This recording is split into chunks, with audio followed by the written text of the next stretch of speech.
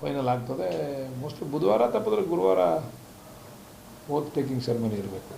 20 ಸಚಿವರನ್ನ ಒಟ್ಟಿಗೆ ಅದೆಲ್ಲ ಗೊತ್ತಿಲ್ಲ ಅಣ್ಣ ನನಗೆ. ಅದೆಲ್ಲ ಮುಖ್ಯಮಂತ್ರಿಗಳು ಅಲ್ಲಿ ಹೋಗಿರ್ತಕ್ಕಂಥ ನಮ್ಮ ಹಿರಿಯ ಮುಖಂಡರುಗಳು ಎಲ್ಲ ಸೇರಿ ತೀರ್ಮಾನ ಮಾಡಬೇಕಾದ್ರೆ. ಇನ್ನೊಂದು ಸರ್, ಯುವಕರಿಗೆ ಆದ್ಯತೆ ಕೊಡಬೇಕು ಅನ್ನುವಂಥ ಸರ್, 50 ವರ್ಷದೊಳಗಡೆ ಇರೋರಿಗೆ ಹೆಚ್ಚಿನ ಆದ್ಯತೆ ಅನ್ನುವಂಥ ಒಂದು ಚರ್ಚೆ ಇದೆ. ಈಗ ನಾನು ಹೆಂಗೆ ಕಾಣಿಸ್ತೀನಿ ನಿಮಗೆ? 50 ವರ್ಷದೊಳಗಡೆ ಹೆಂಗೆ ಕಾಣಿಸ್ತಾ ಇದ್ದೀನ? 50 ವರ್ಷದ ಮೇಲ್ಪಟ್ಟು ಹೆಂಗೆ ಕಾಣಿಸ್ತಾ ಇದ್ದೀನಿ? ಅಲ್ವಾ, ಅದೇ ರಾಹುಲ್ ಗಾಂಧಿ ಅವ್ರಿಗೆ ನಾವು ಸುಳ್ಳು ಹೇಳ್ಬಿಟ್ಟು ನನಗೆ 50 ಆಗಿಲ್ಲ ಅಂತ ನಾನು ತಗೋಬೇಕು ಇವಾಗ. ಆ ಥರ ಏನಿಲ್ಲ. ಹೊಸಬರಿಗೆ ಹಳಬರಿಗೆ ಅಂತಕ್ಕಂಥದ್ದು ಸೀನಿಯರ್ಗೆ ಒಂದಿಷ್ಟು, ಹೊಸ ಮುಖಗಳಿಗಿಷ್ಟು, ಮತ್ತು ಯೂತ್ಸ್ಗೂ ಕೊಡಬೇಕು ಅನ್ನೋದು. ಯೂತ್ಸು ಬೇಕಲ್ಲ. ಹಿಂದೆ ಡಿ ಕೆ ಶಿವಕುಮಾರ್ ಅವರೆಲ್ಲ ಯೂತ್ ಆಗಿದ್ದಾಗಲೇ ತಾನೇ ಅವ್ರಿಗೆಲ್ಲ ಅವಕಾಶ ಕೊಟ್ಟಿದ್ದು. ಪಕ್ಷ ಸಂಘಟನೆ ದೃಷ್ಟಿಯಿಂದ ಮಾಡಬೇಕು ಅಂತೇಳಿ ತೀರ್ಮಾನ ಆಗಿದೆ. ಬಟ್ ಇಂತಿಷ್ಟೇ ತೀರ್ಮಾನ ಅಂತ ಹೇಳಲಿಕ್ಕಿಲ್ಲ. ಕೊಡಬೇಕು ಅಂತಕ್ಕಂಥ ಆಲೋಚನೆ ಪಕ್ಷದಲ್ಲೇ ಹೈಕಮಾಂಡಲ್ಲಿದೆ.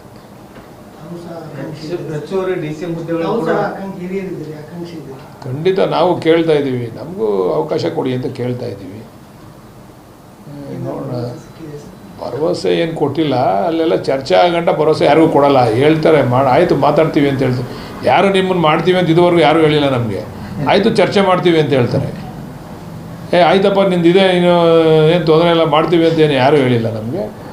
ಇಲ್ಲ ನಾವು ಹೈಕಮಾಂಡ್ ಹತ್ರ ಚರ್ಚೆ ಮಾಡ್ತೀವಿ, ಆಯಿತು ನಿಮ್ಮ ಸೀನಿಯಾರಿಟಿ ನಾವು ಕನ್ಸಿಡರ್ ಮಾಡ್ತೀವಿ ಅಂತಾರೆ.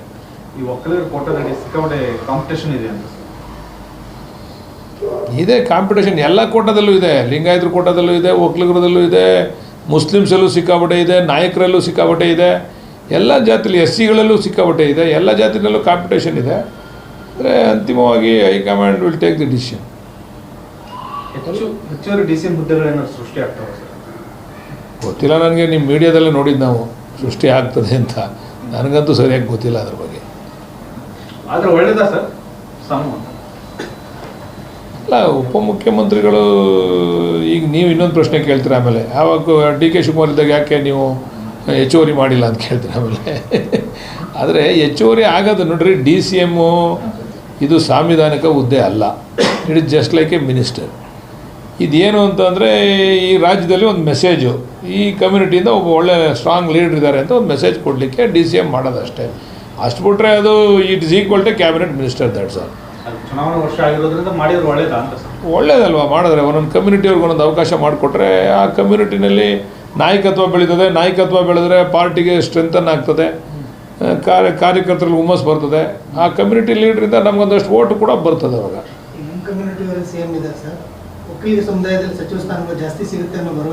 ಆ ಥರ ಏನಿಲ್ಲ. ಲಾಸ್ಟ್ ಕಳೆದ ಬಾರಿ ಎಷ್ಟು ಸಿಕ್ಕಿತ್ತೋ ಅಷ್ಟೇ ಕೊಡ್ಬೋದು. ಈ ಸರಿನೂ ಜಾಸ್ತಿ ಕಡಿಮೆ ಅಂತಕ್ಕಂಥದ್ದೇನಿಲ್ಲ. ಬಟ್ ನಾವಿಲ್ಲಿ ನೋಡಿ, ಈಗ ಪ್ರಬಲವಾದಂಥ ಪೈಪೋಟಿ ಇರೋದು. ಈಗ ನನಗೆ ಗೊತ್ತಿರೋಂಗೆ ಬಿ ಜೆ ಪಿಯವ್ರದ್ದು ಏನು ಅಂಥ ಪೈಪೋಟಿ ಕಾಣಿಸ್ತಾ ಇಲ್ಲ. ಈಗ ಜೆ ಡಿ ಎಸ್ನವ್ರದ್ದೇ ಪೈಪೋಟಿ ಕಾಣಿಸ್ತಾ ಇರೋದು. ಜೆ ಡಿ ಎಸ್ನವ್ರದ್ದು ಪೈಪೋಟಿ ಇರೋದ್ರಿಂದ ಈಗ ನಮ್ಮ ಭಾಗದಲ್ಲೇ ಅವ್ರದ್ದು ಪೈಪೋಟಿ ಜಾಸ್ತಿ ಇರೋದು. ನಮ್ಮ ಭಾಗಕ್ಕೆ ಹೆಚ್ಚು ಒತ್ತು ಕೊಟ್ಟರೆ ಮುಂದೆ ನಾವು ಅವ್ರನ್ನ ಎಣಿಲಿಕ್ಕೆ ಸಾಧ್ಯ ಆಗ್ತದೆ. ಜೆ ಡಿ ಎಸ್ನವ್ರನ್ನ ಎಣಿಲಿಕ್ಕೆ ಸಾಧ್ಯ ಆಗ್ತದೆ. ಇಲ್ಲಿ ಇರೋದೇ ಕಾಂಪಿಟೇಷನ್ ಸ್ವಲ್ಪ ನಮ್ಮ ಕೇಂದ್ರ ನಾಯಕರೇ ಜಾಸ್ತಿ ಓಡಾಡ್ತಾ ಇರೋದು. ಬಿ ಜೆ ಪಿಯವರು ಅವ್ರಿಗೆಲ್ಲರಿಗೂ ದಾರಿ ಎರೆದುಬಿಟ್ಟಿದ್ದಾರೆ ಕೇಂದ್ರ ನಾಯಕರಿಗೆ. ಅದರಿಂದ ಬಿ ಜೆ ಪಿಯವ್ರದ್ದು ಏನು ಅಂಥ ಸ್ಟ್ರಾಂಗಾಗಿ ಕಾಣ್ತಾ ಇಲ್ಲ ರಾಜ್ಯದಲ್ಲಿ. ನಿಮ್ಮ ಅಭಿಪ್ರಾಯ ಇದಂತೆ, ಮಾಧ್ಯಮದವರು ಅದನ್ನೇ ಹೇಳ್ತಾ ಇದ್ದೀರಾ, ನಾವು ಅದನ್ನೇ ಹೇಳ್ತಾ ಇದ್ದೀವಿ. ಹೆಚ್ಚು ಕಡಿಮೆ ಬಿಟ್ಕೊಟ್ಬಿಟ್ಟವ್ರೆ, ಈಲ್ಡ್ ಆಗ್ಬಿಟ್ಟವ್ರೆ. ಹೆಚ್ಚು ಕಡಿಮೆ ಈಲ್ಡ್ ಆಗ್ಬಿಟ್ಟವ್ರೆ. ನಮ್ಮ ಕೈಲಿ ಆಗಲ್ಲಪ್ಪ, ನೀನೇ ಬರಬೇಕು ರಾಜ್ಯಕ್ಕೆ. ಕುಮಾರಸ್ವಾಮಿ ಅವ್ರು ಹೇಳ್ತಾ ಇಲ್ವಾ? ಅವನೇ ನಮ್ಮ ರವೀಂದ್ರ ಶ್ರೀಕಂಠಯ್ಯನವ್ರು ಹೇಳಿಲ್ವಾ? ಆಗಲ್ಲ ಬನ್ನಿ, ಇಲ್ಲಿ ಬಿ ಜೆ ಪಿಯವ್ರ ಕೈಲೇನು ಆಗಲ್ಲ ಬನ್ನಿ, ನೀವು ಬನ್ನಿ ರಾಜೀನಾಮೆ ಕೊಟ್ಟು ಬನ್ನಿ ಅಂತ ರವೀಂದ್ರ ಶ್ರೀಕಂಠಯ್ಯನವ್ರ ಸ್ಟೇಟ್ಮೆಂಟ್ ನೋಡಿ ನೀವೆಲ್ಲ ತೋರಿಸಿದ್ರಲ್ಲ. ರವೀಂದ್ರ ಶ್ರೀಕಂಠಯ್ಯನವರು ಶ್ರೀರಂಗಪಟ್ಟಣದಲ್ಲಿ ಹೇಳಿದ್ರಲ್ಲ, ಆಗಲ್ಲ ಬನ್ನಿ, ಬಿ ಜೆ ಪಿಯವ್ರ ಕೈಲಿ ಏನು ಆಗಲ್ಲ ಬನ್ನಿ, ನೀವು ಬರಬೇಕು ಈ ರಾಜ್ಯಕ್ಕೆ. ಇಲ್ಲಿ ಆಗ್ತಾ ಇರ್ತಕ್ಕಂಥ ದುರಾಡಳಿತ ಅನ್ಯಾಯದ ಬಗ್ಗೆ ನೀವು ಧ್ವನಿ ಎತ್ತಬೇಕು, ಬೇರೆ ಯಾರ ಕೈಲೂ ಸಾಧ್ಯ ಇಲ್ಲ ಅಂತೇಳಿ ರವೀಂದ್ರ ಶ್ರೀಕಂಠಯ್ಯನವರು ಜೆ ಡಿ ಎಸ್ ಮುಖಂಡರು ಹೇಳಿರೋದನ್ನ ನಾವು ನೀವೆಲ್ಲ ಕೇಳಿದ್ದೀವಲ್ವ. ಅದಕ್ಕೆ ಬಿ ಜೆ ಪಿಯವ್ರು ಏನೂ ರಿಯಾಕ್ಟ್ ಮಾಡಿಲ್ಲ. ಅದಕ್ಕೆ ಅಂದರೆ ಒಪ್ಕೊಂಡಂಗಲ್ವ. ಅದು ರಿಯಾಕ್ಟ್ ಮಾಡಲಿಲ್ಲ ಅಂತಂದರೆ, ಈಗ ಯಾರಾದರೂ ಒಂದು ಅಪಾದನೆ ಮಾಡಿದಾಗ ಆ ಅಪಾದನೆಗೆ ರಿಯಾಕ್ಷನ್ ಇಲ್ಲ ಅಂತಂದರೆ ಅದು ಅಕ್ಸೆಪ್ಟ್ ಮಾಡ್ಕೊಂಡಂಗೆ. ರವೀಂದ್ರ ಶ್ರೀಕಂಠಯ್ಯನವರು ಒಬ್ಬ ಮಾಜಿ ಶಾಸಕರ ಅಪಾದನೆ ಅಲ್ಲ, ಅದು ಅಭಿಪ್ರಾಯ. ಅದನ್ನ ಬಿ ಜೆ ಪಿಯವ್ರು ಯಾರು ರಿಯಾಕ್ಟ್ ಮಾಡಲ್ಲ. ಇಲ್ಲ ರೀ, ನಾವು ಸ್ಟ್ರಾಂಗ್ ಆಗಿದ್ದೀವಿ ಅಂತ ಯಾರು ಬಿ ಜೆ ಪಿಯವ್ರು ಹೇಳಲೇ ಇಲ್ಲ. ಯಾಕಪ್ಪ ನೀನು ಮಾತಾಡ್ತೀಯ ಅಂತ ಯಾರು ಹೇಳಲೇ ಇಲ್ಲ. ಅದರಿಂದ ಅದನ್ನು ಒಪ್ಕೊಂಡಂಗೆ ಅವರು, ಬಿ ಜೆ ಪಿಯವ್ರು ಒಪ್ಕೊಂಡಂಗೆ. ಅಲ್ಲ, ಅವ್ರು ರಿಯಾಕ್ಟ್ ಮಾಡಬೇಕಾಯ್ತಲ್ವ. ರವೀಂದ್ರ ಶ್ರೀಕಂಠಯ್ಯನವ್ರು ಹೇಳಿದಾಗ ರಿಯಾಕ್ಟ್ ಮಾಡಬೇಕಾಗಿದೆ. ಯಾಕಪ್ಪ ಹಿಂಗೆಲ್ಲ ಮಾತಾಡ್ತೀರ, ನಾವು ಇದ್ದೀವಿ ಅಂತೇಳಿ. ಅವ್ರು ರಿಯಾಕ್ಟ್ ಮಾಡಲಿಲ್ಲ. ಅವರು ಅವಾಗ ರಿಯಾಕ್ಟ್ ಮಾಡ್ತಾ ಇದ್ರೆ ಅಕ್ಸೆಪ್ಟ್ ಮಾಡ್ಕೊಂಡಂಗೆ ಅದು. ರಾಜ್ಯ ರಾಜಕಾರಣಕ್ಕೆ ಬಂದರೆ ಅಥವಾ ಶಾಸಕನಾಗಬೇಕನ್ನೋದು ಮತ್ತೆ ಉಪಚುನಾವಣೆ ಬರುತ್ತೆ.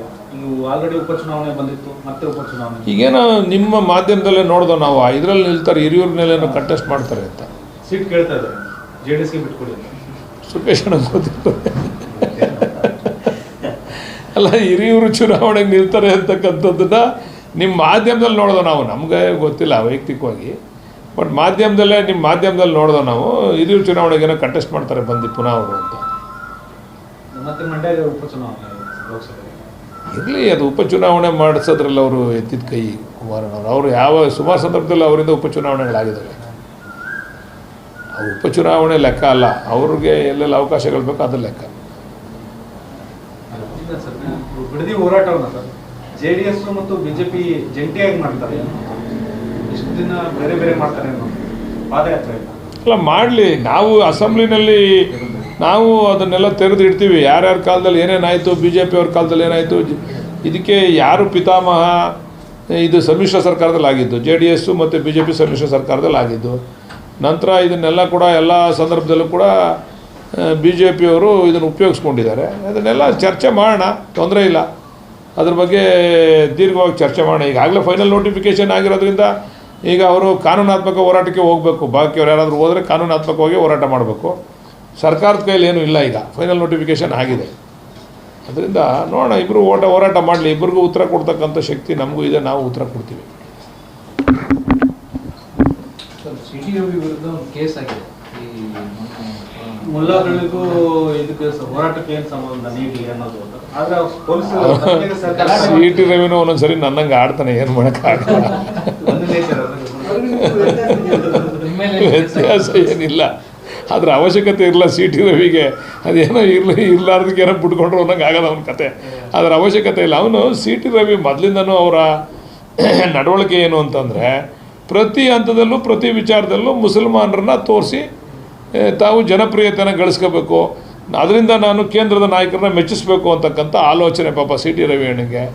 ಅದರಿಂದ ಅವ್ರು ಪಾಪ ಇದನ್ನು ಪದ ಉಪಯೋಗಿಸವ್ರೆ. ಅದ್ಬಿಟ್ಟು ಇನ್ನೊಂದೇನೋ ತೋರ್ಸೋಕೆ ಹೋಗವ್ರೆ, ಅದು ಯಾರೋ ಪೆಟ್ರೋಲ್ ಹಾಕ್ತಾರೆ ಅದನ್ನ, ಅದು ಯಾವುದೋ ಇಶ್ಯೂ ತಗೊಂಬಂದು ನೀಟ್ ಇಶ್ಯೂ ಕ್ಲಿಕ್ ಮಾಡೋಕ್ಕೆ ಹೋಗವ್ರೆ. ಇದು ಪಾಪ ಕೇಂದ್ರ ಸರ್ಕಾರದ ಕೇಂದ್ರ ನಾಯಕರ ಗಮನ ಸೆಳೆಯೋಕ್ಕೋಸ್ಕರ CT ರವಿ ಅವರು ಅನೇಕ ಸಂದರ್ಭದಲ್ಲಿ ಈ ರೀತಿ ಮಾತಾಡ್ತಾರೆ. ಪೊಲೀಸರಿಗೆ ಸಹಕಾರ ಕೊಡದೇ ಇರೋದು ಹೇಗೆ ಸರ್? ಪೊಲೀಸರಿಗೆ ಸಹಕಾರ ಕೊಡ್ತಾ ಇಲ್ಲ, ನೋಟಿಸ್ ಕೊಡೋಕೆ ಹೋದ ಪೊಲೀಸರಿಗೆ ಅದು ಎಷ್ಟೇ ದೊಡ್ಡವನಾದರೂ ಕೂಡ ಕಾನೂನಿಗೆ ಗೌರವ ಕೊಡಬೇಕು. ಆಮೇಲೆ ಅವ್ರಿಗೆ ಕೋರ್ಟ್ ಇದೆ, ಕಚೇರಿ ಇದೆ, ಅದ್ರ ಮೇಲೆ ಅವರು ಅದನ್ನು ಎದುರಿಸ್ತಕ್ಕಂಥದ್ದು ಕೂಡ ಮಾಡ್ಬೋದು. ಬಟ್ ಯಾವುದೇ ಕಾನೂನಿನ ಕ್ರಮ ತಗೊಂಡಾಗ ಅದು ಗೌರವ ಕೊಡಿಸ್ತಕ್ಕಂಥದ್ದು ಒಬ್ಬ ಜನಪ್ರತಿನಿಧಿಯಾದ CT ರವಿ ಅವರ ಕರ್ತವ್ಯ. ಅದನ್ನು ಒಪ್ಕೊಂಡು ತಲೆಬಾಗಿ ಆಮೇಲೆ ಅದನ್ನು ಚಾಲೆಂಜ್ ಮಾಡಲಿಕ್ಕೆ ಅವಕಾಶ ಇದೆ, ಅದನ್ನು ಚಾಲೆಂಜ್ ಮಾಡಲಿ. ಬಟ್ ಅದನ್ನು ಬೇರೆಯವ್ರಿಗೆ ಅವರು ಮಾದರಿಯಾಗಿ ನಡ್ಕೋಬೇಕು ಅವರು CT ರವಿ ಅವರು. ಸರ್, ಸಿದ್ದರಾಮಯ್ಯನವರು ರಾಜಕಾರಣದಿಂದ ನಾನು 28 ಚುನಾವಣೆ ನಿಲ್ಲಲ್ಲ ಅಂತ ಘೋಷಣೆ ಮಾಡಿದ್ದಾರೆ. ಚುನಾವಣಾ ರಾಜಕಾರಣದಿಂದ ಅವರು ವಿಶ್ಲೇಷಣೆನೂ ಕೂಡ ಮಾಡಿದ್ದಾರೆ. ಆವಾಗ ನಾನು ಫಸ್ಟ್ ಚುನಾವಣೆಗೆ ಬಂದಾಗ ನನಗೆಲ್ಲ ದುಡ್ಡು ಕೊಟ್ಟು ಗೆಲ್ಲಿಸ್ತಿದ್ರು. ಈಗ ನಾವೇ ಇವತ್ತು ವ್ಯವಸ್ಥೆ ತೀರಮಾನ ಹದಗೆಟ್ಟಿದೆ ವ್ಯವಸ್ಥೆ, ಅದರಿಂದ ನನಗೆ ಆಸಕ್ತಿ ಇಲ್ಲ ಅಂತಕ್ಕಂಥ ಮಾತನ್ನು ಹೇಳಿದ್ದಾರೆ. ಏನೇ ಆಗಲಿ ನಮ್ಮ ಪಕ್ಷದ ಸ್ಟ್ರಾಂಗ್ ಪಿಲ್ಲರ್ ಸಿದ್ದರಾಮಣ್ಣ. ವಿತೌಟ್ ಸಿದ್ದರಾಮಣ್ಣ ದರ್ ಇಸ್ ನೋ ಕಾಂಗ್ರೆಸ್ಸು ಶಕ್ತಿಯುತವಾಗಿರಬೇಕು ಅಂತಂದರೆ ಸಿದ್ದರಾಮಣ್ಣವರ ಆಶೀರ್ವಾದ ನಮ್ಮ ಪಕ್ಷಕ್ಕೆ ಭಾಳ ಮುಖ್ಯ. ಯಾಕಂದರೆ ಸಿದ್ದರಾಮಣ್ಣವರು ಎಲೆಕ್ಷನ್ಗೆ ನಿಲ್ತಾರೋ ಇಲ್ವೋ, ಆದರೆ ಪಕ್ಷದ ಸಂಘಟನೆಯಲ್ಲಿ ಅವ್ರು ಹೇಳಿದ್ದಾರೆ, ನನ್ನ ಪ್ರಮುಖವಾದಂಥ ಗುರಿ ಇರ್ತಕ್ಕಂಥದ್ದೇ ರಾಹುಲ್ ಗಾಂಧಿ ಅವ್ರನ್ನ ಈ ದೇಶದ ಪ್ರಧಾನಿ ಮಾಡಬೇಕು ಅಂತೇಳಿ. ಬಹುಶಃ ಹೋರಾಟ ಮಾಡ್ತಾರೆ ಅಂತಕ್ಕಂಥದ್ದು ವಿಶ್ವಾಸ ನಮಗೆಲ್ಲ ಇದೆ. ಬಟ್ ಸಿದ್ದರಾಮಣ್ಣ ಇಲ್ಲದೇ ಇದ್ದರೆ ನಮ್ಮ ಪಕ್ಷಕ್ಕೆ ಕಷ್ಟ ಆಗ್ತದೆ. ಸಿದ್ದರಾಮಣ್ಣ ಅವ್ರ ಅವಶ್ಯಕತೆ ಇದೆ ನಮ್ಮ ಪಕ್ಷಕ್ಕೆ. ಚುನಾವಣೆಯಿಂದ ಹಿಂದೆ ಸರಿದ್ರೆ ತಮಗೆ ಪಕ್ಷಕ್ಕೆ ಹಿನ್ನಡೆ ಆಗಲ್ವಾ? ಕೇಂದ್ರದಲ್ಲಿ ಈ ಚುನಾವಣೆ, ರಾಜ್ಯದ ಚುನಾವಣೆ ಹಿಂದೆ ಸರಿಬೋದು, ಕೇಂದ್ರದಲ್ಲಿ ಇಲ್ವಾ? ರಾಜ್ಯಸಭಾ ಇದೆ, ನಾಳೆ ಕೇಂದ್ರ ಸರ್ಕಾರ ಬಂದಾಗ ಕೇಂದ್ರದಲ್ಲಿ ಮಂತ್ರಿ ಆಗ್ತಕ್ಕಂಥ ಅವಕಾಶ ಇರ್ತದೆ, ರಾಜ್ಯಸಭಾ ಮೆಂಬರ್ ಆಗಿ ಮಂತ್ರಿ ಆಗ್ತಕ್ಕಂಥ ಅವಕಾಶಗಳಿರ್ತವೆ, ಕೇಂದ್ರದಲ್ಲಿ ಅವಕಾಶಗಳು ಸಿಗ್ತದೆ. ರಾಜ್ಯದ ಚುನಾವಣೆಗೆ ಅವರು ಸಾಕಪ್ಪ ಅಂತ ಹೇಳಿದ್ದಾರೆ. ಕೇಂದ್ರದ ಚುನಾವಣೆಗಳು ಬರ್ತಾವಲ್ಲ, ನಾಳೆ ಏನಾದರೂ ನಮ್ಮ ಪಕ್ಷಕ್ಕೆ ಅಧಿಕಾರ ಬಂದಾಗ ಕೇಂದ್ರದಲ್ಲಿ ಅವ್ರಿಗೆ ಒಂದು ಉತ್ತಮವಾದಂಥ ಅವಕಾಶ ಸಿಗ್ಬೋದು.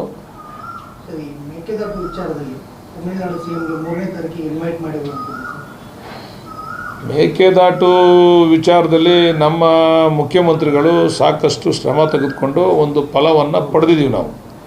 ಸುಪ್ರೀಂ ಕೋರ್ಟ್ನಲ್ಲೂ ಕೂಡ ಇಲ್ಲ ಮೇಕೆದಾಟು ಆಗಬೇಕು ಅಂತಕ್ಕಂಥ ಅಭಿಪ್ರಾಯ ವ್ಯಕ್ತಪಡಿಸಿದೆ. ಆದರೆ ಇವತ್ತು ನಮ್ಮ ತಮಿಳುನಾಡಿನಲ್ಲೂ ಕೂಡ ನಮ್ಮ ಸ್ನೇಹಿತರೆ ರಾಜ್ಯಭಾರವನ್ನು ಮಾಡ್ತಾ ಇರೋದರಿಂದ ಅವ್ರನ್ನೂ ಕೂಡ ವಿಶ್ವಾಸಕ್ಕೆ ತಗೋಬೇಕು ಅಂತಕ್ಕಂಥದ್ದು ಮುಖ್ಯಮಂತ್ರಿಗಳ ಅಭಿಲಾಷೆ. ಅದರಿಂದ ಮುಖ್ಯಮಂತ್ರಿಗಳು ಬಹುಶಃ ಕರೆದಿದ್ದಾರೆ. ಅಲ್ಲಿ ಚರ್ಚೆ ಫಲಪ್ರದಾಯವಾಗಿರ್ತದೆ ಅಂತಕ್ಕಂಥ ಒಂದು ವಿಶ್ವಾಸ ಇದೆ. ವಿರೋಧ ಮಾಡಿ ಸಂಸತ್ನಲ್ಲಿ ಇದನ್ನು ಮಾಡಲಿಕ್ಕೆ ಹೋಗಿದ್ದಾರೆ. ರಾಜಕೀಯವಾಗಿ ಅವರು ವಿರೋಧ ಮಾಡ್ತಾ ಇದ್ದಾರೆ. ಬಟ್ DMK ಅವರು ಇದ್ದಾಗ ಯಾಕೆ ಈ ಸಮಸ್ಯೆ ಬಗೆಹರಿಸ್ತಿಲ್ಲ ಅವಾಗಿಂದ? ಇದು ಸಮಸ್ಯೆಯಾಗಿ ಉಳಿಬೇಕಾ? ಸಮಸ್ಯೆಗೆ ಏನಾದ್ರು ಒಂದು ಪರಿಹಾರ ಬೇಕಲ್ಲ. ಇಲ್ಲ ಅಂತಿಮವಾಗಿ ಕೋರ್ಟ್ ತೀರ್ಮಾನ ಆಯ್ತು, ಸುಪ್ರೀಂ ಕೋರ್ಟಲ್ಲಿ ಮಾಡ್ಬೋದು ಅಂತ ತೀರ್ಮಾನ ಕೊಟ್ಟರಲ್ಲ ಸುಪ್ರೀಂ ಕೋರ್ಟು. ಅಂತಿಮವಾಗಿ ನಾವೆಲ್ಲರೂ ಕೂಡ ಕಾನೂನು ತಲೆಬಾಗಬೇಕಲ್ಲ. ಆ ಒಂದು ಆದೇಶದಲ್ಲೂ ಕೂಡ ಏನಾದರೂ ಕೂಡ ಅನುಕೂಲ ಮಾಡ್ಕೋಬೋದು ವಿಜಯ್ ಅವರು ಅವರ ತಮಿಳ್ನಾಡಿಗೆ. ಅದನ್ನು ಪ್ರಯತ್ನ ಅವ್ರು ಯಾಕೆ ಮಾಡಬಾರ್ದು? DMK ಅವರು ರಾಜಕೀಯವಾಗಿ ವಿರೋಧ ಮಾಡ್ತಾವ್ರೆ ಅಷ್ಟೇ. ಅವ್ರ ಕಾಲದಲ್ಲೇ ಬಗೆಹರಿಸ್ಕೋಬೋದಾಗಿತ್ತಲ್ಲ, ಮಾತುಕತೆ ಮುಖಾಂತರ ಇನ್ನೊಂದು ಮುಖಾಂತರ ಬಗೆಹರಿಸ್ಕೋಬೋದಾಗಿತ್ತಲ್ಲ. ರಾಜಕೀಯವಾಗಿ ಜನ ಮೆಚ್ಚಿಸ್ಲಿಕ್ಕೆ ನಾವು ಹೋರಾಟ ಮಾಡ್ತೀವಿ ಅಂದರೆ ಅದಕ್ಕೆ ನಾವೇನು ಕೂಡ ಮದ್ದು ಕೊಡೋಕ್ಕಾಗಲ್ಲ. ಸರಿ, ಪ್ರಶ್ನೆ ಪತ್ರಿಕೆಗಳು ಸೋರಿಕೆ ಆದರೆ ಇನ್ಮೇಲೆ DC-ಗಳೇ ಹೊಣೆ ಅಂತ CM ಅವರು ಹೇಳಿದ್ದಾರೆ. ಡಿಸಿಗಳು ಹೆಂಗೆ ಹೊಣೆ ಹಾಕ್ತಾರೆ? ಎಲ್ಲೆಲ್ಲಿ ಅದು ಅಕ್ರಮ ನಡೀತದೆ. ಬಟ್ ಇದಕ್ಕೆ ಒಂದು ತಿಲಾಂಜಲಿ ಇಡಬೇಕು. ಈ ಸೋರಿಕೆ ಆಗ್ತಕ್ಕಂಥದ್ದು ಮತ್ತು ಈ KPSC ಎಕ್ಸಾಮ್ಸ್ಗಳನ್ನ ಸರಿಯಾದ ರೀತಿ ನಡೆಸ್ತಾ ಇರ್ತಕ್ಕಂಥದ್ದು, ಇದಕ್ಕೆಲ್ಲದಕ್ಕೂ ಒಂದು ಅಂತಿಮವಾದಂಥ ನೋಡಿ. ಈಗ ಯುವಶಕ್ತಿ ಸುಮ್ಮನೆ ಕೂರಲ್ಲ. ಈಗಾಗಲೇ ಒಂದು ಸಂದೇಶವನ್ನು ಕೇಂದ್ರ ಸರ್ಕಾರಕ್ಕೆ ಯುವಶಕ್ತಿ ಕೊಟ್ಟಿದೆ. ಅದು ಪಾರ್ಟಿ ಪಕ್ಷ ಭೇದವನ್ನು ಬಿಟ್ಟು ಯುವಕರು ಎದುರೆ ಏನಾಗ್ತದೆ ಅಂತಕ್ಕಂಥ ಒಂದು ಸಂದೇಶವನ್ನು ಕೊಟ್ಟಿದ್ದಾರೆ. ದಯಮಾಡಿ ಎಲ್ಲ ರಾಜ್ಯ ಸರ್ಕಾರಗಳು ಕೇಂದ್ರ ಸರ್ಕಾರಗಳು ಎಚ್ಚೆತ್ಕೋಬೇಕು. ಯುವಕರ ಜೀವನ ಜೊತೆ ಚೆಲ್ಲಾಟ ಆಡ್ತಕ್ಕಂಥ ಕೆಲಸವನ್ನು ಬಿಡಬೇಕು. ಇದು ಭಾಳ ಗಂಭೀರವಾದಂಥ ವಿಚಾರಗಳಿವೆಲ್ಲ. ಮುಂದೆ ನೀವು ಅವ್ರ ಕೈಯಲ್ಲಿ ಬಯಸ್ಕೊಳ್ಳೋದು ಬದಲು ನೀವೇ ಎಚ್ಚೆತ್ಕೊಂಡು ಸರಿದಾರಿಯಲ್ಲಿ ನಡೆದ್ರೆ ಬಹುಶಃ ಅವರಿಂದ ನಿಮ್ಗೆ ಅನುಕೂಲನೂ ಕೂಡ ಆಗ್ಬೋದು ಯುವಕರಿಂದ. Thank you boss.